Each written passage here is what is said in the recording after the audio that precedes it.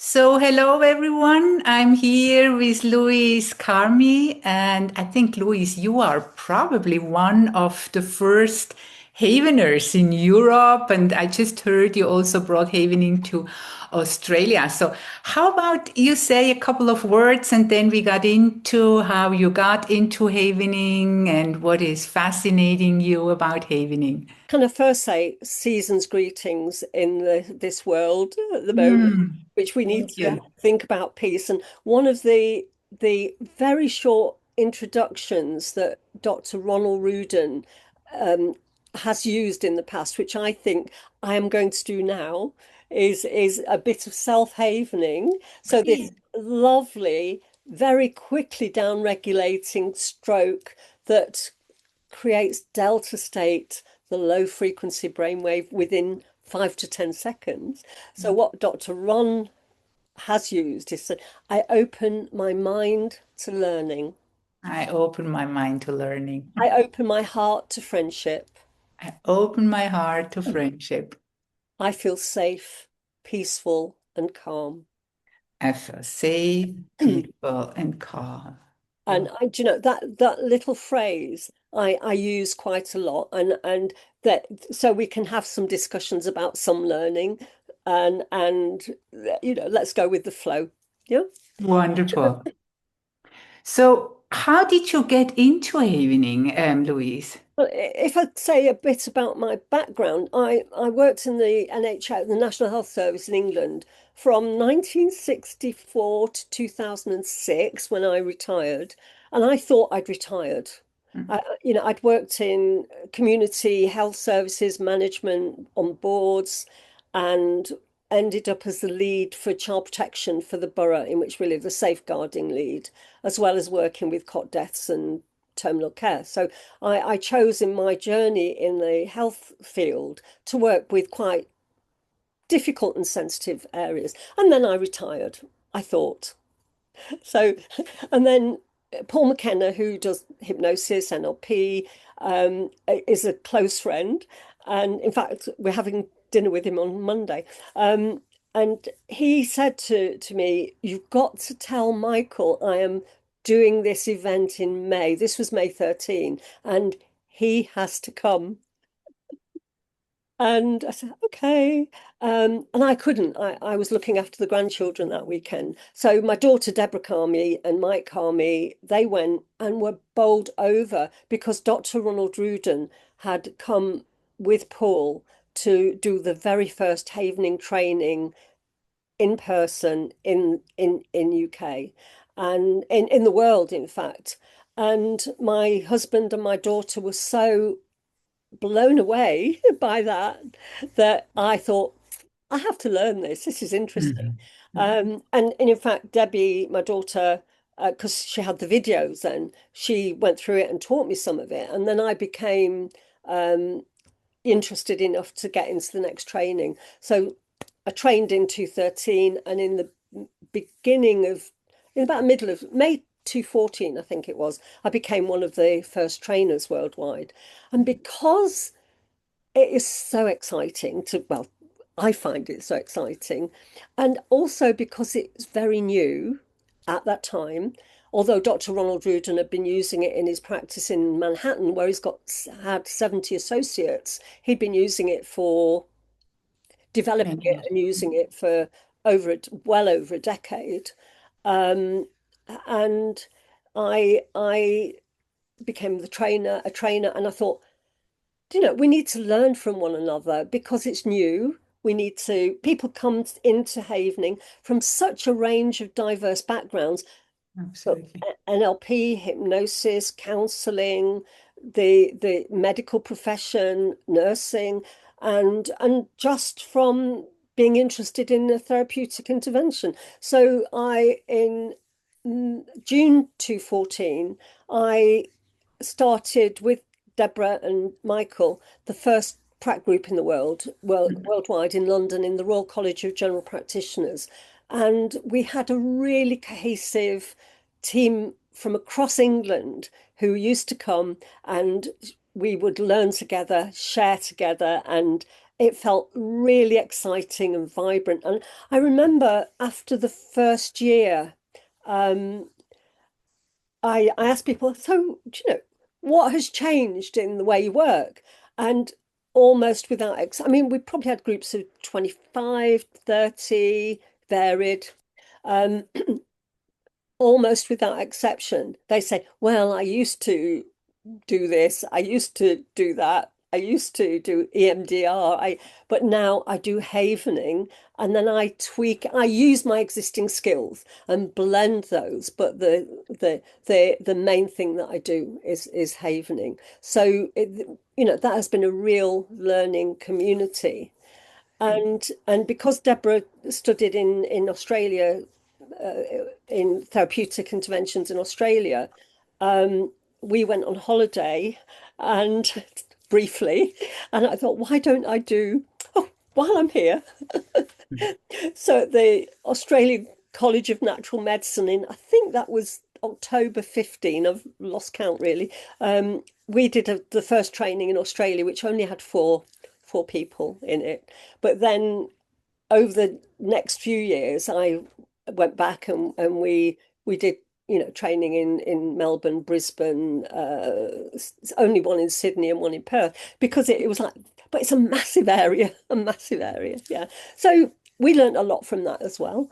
So the I've lost a bit of train of thought, but what I have found in havening is the gift that it is to have an intervention that is so seemingly simple, but it is actually backed by neuroscience. And the fact that Dr. Ron Rudin wrote, it's this book actually here.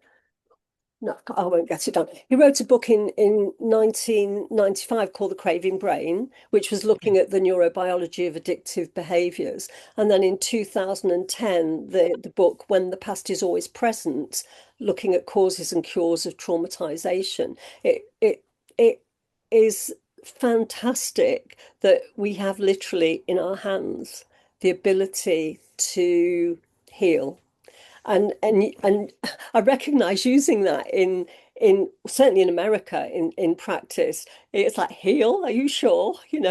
Uh, but we can, and Yes. the evidence from we have and some of the research that the London group did with Kirsty Hodgson, Dr. Kirsty Hodgson, shows some of the evidence about salivary cortisol, blood pressure, pulse measurements that show the impact of havening. I think that's really, really important that over time it is a big task, but over time that we look at the evidence that we've got that is really good, solid science-based evidence in order to, promote havening and ensure its longevity.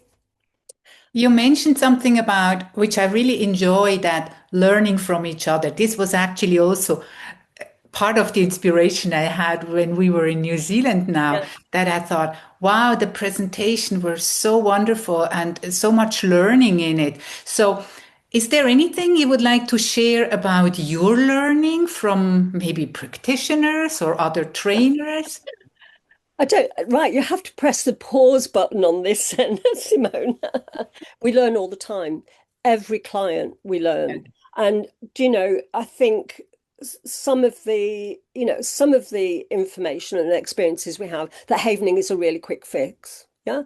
And other times we realize that it isn't a quick fix, that we have to really use a skill base that is, we should always use a skill base that's client centered, but not everything is. I mean, the quickest phobia cure I've done was a spider phobia in 1 September when they coming out. So if anybody's watching this, took 7 minutes. Yeah. Mm. And I did a presentation in London, November last year at the College of Medicine and Integrated Health. And at the end of the introduction to havening, I asked if anybody in the audience would like a demonstration, to be a demonstration model. And this arm went up like this. I was like, oh, Okay. And I took the lady to the back of the room and said, "Can you tell me what you'd like to work on, away from the..." And she said, "Oh, no, I'm just interested." I said, "Oh, well, we really need to have something to work on. Have you got anything that's worrying you at at the moment?" And she said, "Well, I've had this backache for 20 years. I'm back always 20 years." And I said, "What was happening?" Listening to the Havening ear, what was happening when you started with that backache?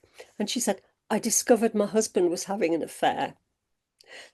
So I said, "Do you mind if, is it okay if we, if you want to or not, use that? You don't have to disclose it." She said, "No, I'm fine. I got rid of him years ago. It's fine." Um, Literally 2 rounds of havening. One was the event havening of her finding the word, really discovering the what was happening in her relationship. And she was 9 out of 10, really activated.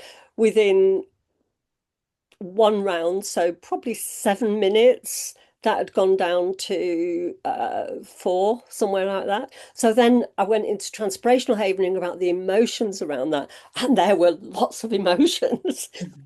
And that I could hear people in the audience behind me saying, "Look at her face.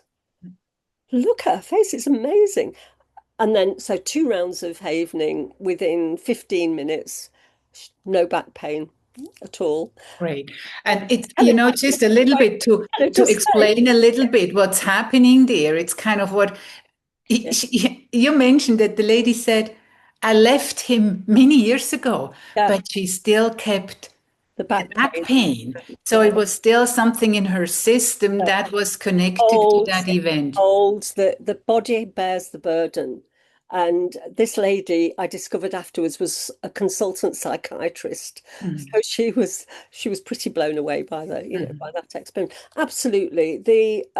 There's the we have a defense mechanism, and it's like, don't want to go there, can't go there. And your body holds that.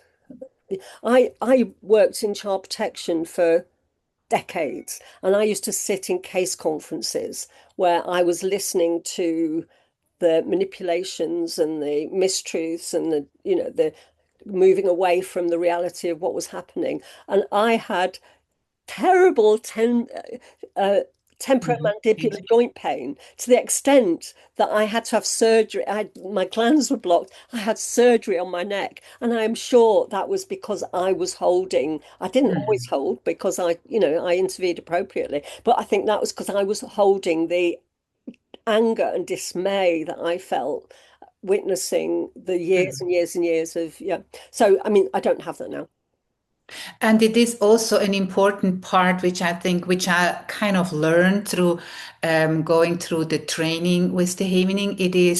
It's not just things that happen to us that can have an impact. As you just mentioned, it is like listening to other people's stories that can impact our well-being, or even what we say, it's like trauma is encoded by even listening to other people's stories and being aware of that. And very often, I hear people say, well, I don't have any trauma. There's nothing that happened to Yeah. my system, or nothing big. But then it's this little things, and that's also part of what I call the shock trauma and the developmental trauma, that this is also part of our impacts we have through different experiences, and just being aware of that. Yeah, absolutely. In fact, there's a very brief case. There's two things about birth trauma, and I was a different one exactly relating to that. There was a lady who was referred to me by a local GP who had to have an urgent medical examiner, colonoscopy. And the GP said she is needle phobic. I don't even think she's going to get near the hospital. Would you do some work with us? I arranged to have 2 sessions within a short, I don't normally do that, but within a short space of time. And her presenting issue, she thought, was a dental phobia and being held down in the dentist, and yeah, dot dot dot. So we reduced that with cleared that with the first session, and then 2 or 3 days later, the day before she was due to go into hospital, should she choose to, she said something popped up since the last session. And I remember when I mean, she was in her 60s, when I was about 7, my family member, my little sibling, had to go to hospital. He had a blood disorder, haemophilia, and I was taken to hospital with the family, my mum and dad, in the middle of the night by a taxi, and I was left with the door open, watching him screaming as they held him down. I'm sorry again if anybody's activated. Oh, do this. It's all, that's always good when we listen to Yeah, stories to do yeah, the yeah, yeah, self-havening yeah, for yeah, ourselves. Yeah. yeah, yeah. And she witnessed her little brother screaming while he was being given an infusion. That was the initial encoding event. So we did that. And then we did what is outcome havening. I asked her, given you know what happened, you didn't have a phone, your dad went out to phone, you got a taxi. I mean, this was 50 years before, and you went to the hospital. What would you like to change? What would have been different for you? And she gave this story of her mom saying, let's drop her off at her grandma's. She went to her grandma's, and over 5 iterations, she heard the creaking gates, the driveway, walking on the stones on the driveway, opening the door, having a cup of tea with a grandma on a blue chair in the kitchen, and then because she didn't have her pajamas, going to bed on a little camp bed in a vest and knickers. And she Mm, changed that outcome in mm, her potential that could have happened. And she was a psychotherapist. I mean, she knew that it didn't happen, but it gave her an exit route from that feeling of trapped and inescapable. And we know that is one of the deciding factors of how trauma is encoded. So you have to have that event that has to have meaning to you. The landscape of your brain has to be vulnerable to trauma. So we've got the option of vulnerability or resilient, and then that sense of inescapability. And that could be trapped in a room, it could be in a lift, or it could be in a relationship, mm. or in childhood circumstances. So she rang me on her way back from hospital and said it was amazing. Yes, Yeah. it's just And that, you know, and it's actually because through the whole process which Ron was yeah, researching, we know the brain chemistry actually changes, and through the imagery we use, as in one of the techniques is the outcome havening, as you should just mention, I say kind of rewrite the story, and the brain does have changes, and we disconnect our emotional connection or the yeah, intensity from what yeah, has happened there. So it's really a powerful and wonderful tool to free ourselves of triggers or yeah. just reaction to something that had happened years ago. And sometimes it's even beyond memory. And the yeah, you've reminded me. One of my students, Alison Shallow, came to an event in where I lived in London, and she was so bowled over by the demo. She was saying, as a midwife, she said, I need to learn this. And we had to have had a training the next weekend. So she came and did the training. She's now become a trainer.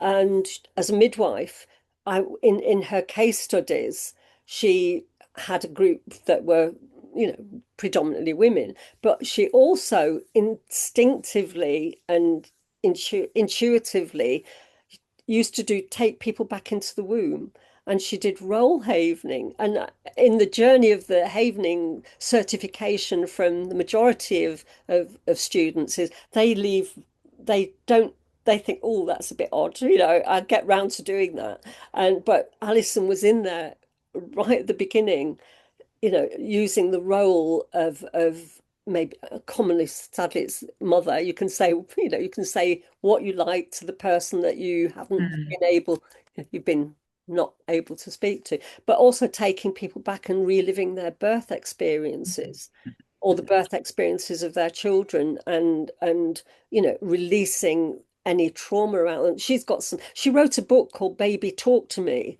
which was about her experience. And it, it, this is the learning that I'm saying, and that you absolutely get, is we learn as we go along. And the from everybody, from our clients, from our experiences, from when things work magically within 2 or 3 sessions or one session, and also the sessions that where it is a very slow process.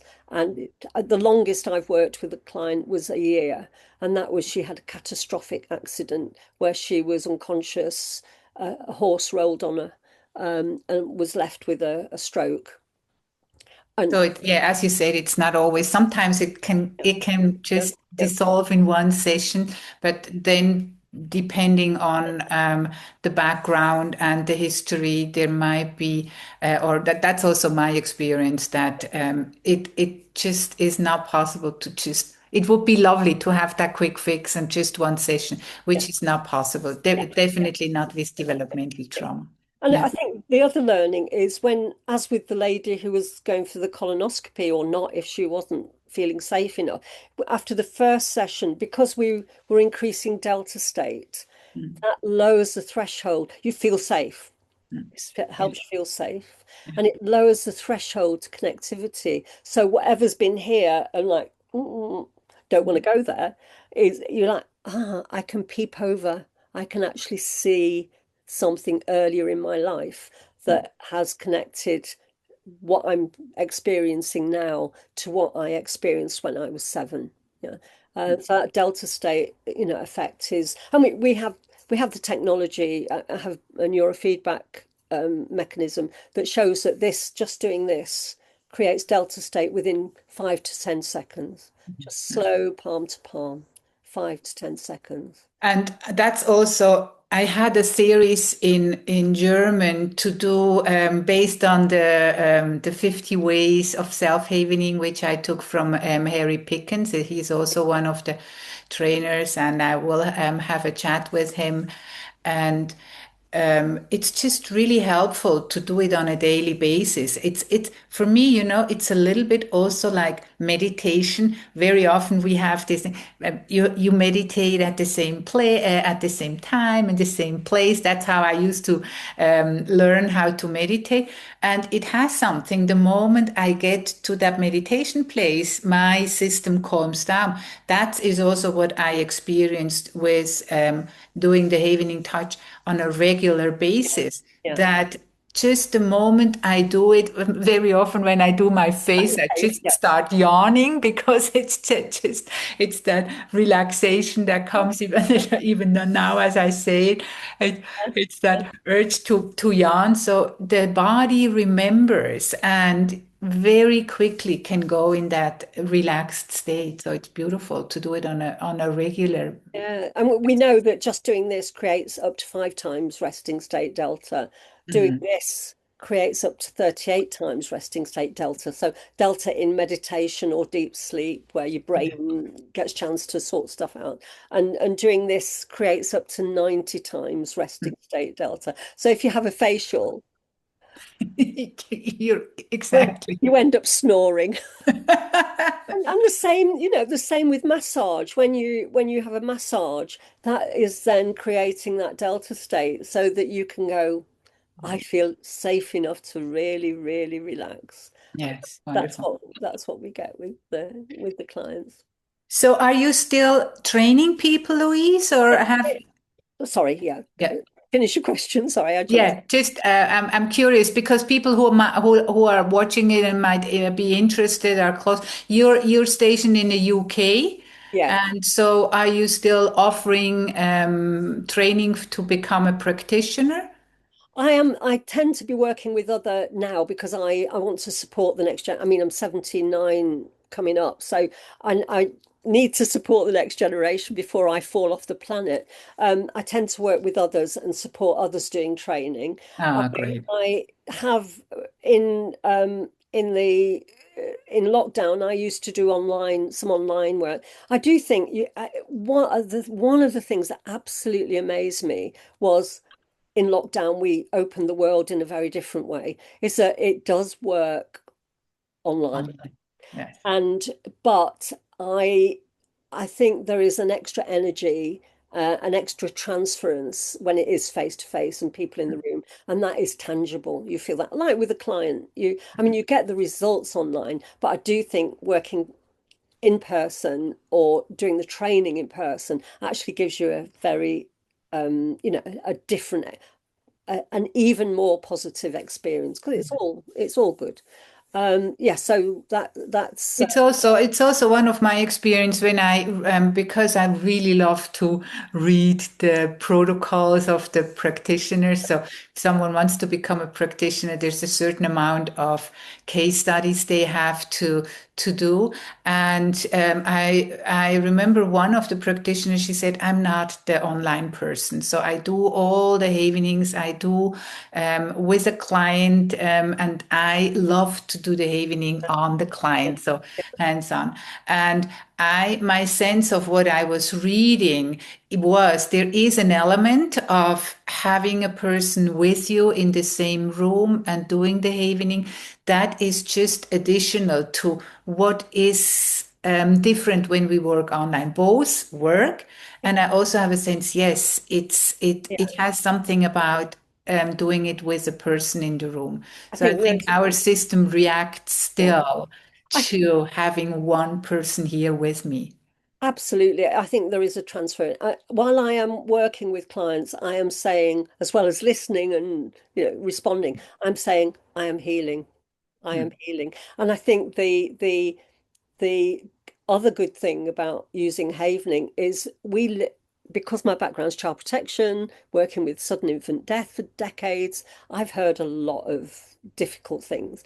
And because I have had mainly I've worked with the police service in police stations, and with serious trauma victims from childhood. And I think in doing the havening and the practitioner putting the hands on or mirroring mm, the client, it means that you are giving you an element of protection as well. You're not taking on the store. When I say stories, I don't mean that they're not true. That you're not taking on the burden of the client. You're actually and giving energy and healing, but you don't have to take it away with you when the session's finished. mm, I'm not saying you don't sometimes think, oh, I wonder if I could have done mm, something else, but mm, yeah, yeah. It's, mm. I'm just trying to think if there's the anything else that any other case. I mean, when we look at a very simple one, another dental phobia. This was somebody locally in London. He had paid hundreds of pounds to have a general anaesthetic to go to the dentist, and Wow. and he booked another session, and he said, "This is silly. I've heard that you can deal with this." I did, I think, 2 sessions with him, and he went to the dentist, and the dentist said, if the dentist rang me up and said, "What did you do?" Mhm, mm. Yeah, Yeah, so it really works because it helps our system to calm down, sets a different, what we say, the landscape is just uh, becomes different, and it prepares us for a really difficult situation. So it's really wonderful. So thank you so much. And it was just such a lovely time together with you and to listen to how you got into it and also those very helpful, practical processes you were talking about. So thank you very much, oh, Louise. my pleasure. It was a delight to meet you face to face in New Zealand. It And was. thank you. It was super. And I remember holding the heart. Yes. Yes, that was really lovely. And this is I'm getting more and more because part of what I was sharing was the being an attuned practitioner, Um, and there's so much, and we just touched on onto that when we're face to face with someone and in the same room. And of course, it's also working online, and Yeah. it has a different note to Yeah. it. So Yeah. thank you so much. It was so lovely to have you in person and now here. So thank you, My Louise. pleasure. Yeah. Yeah. Bye now.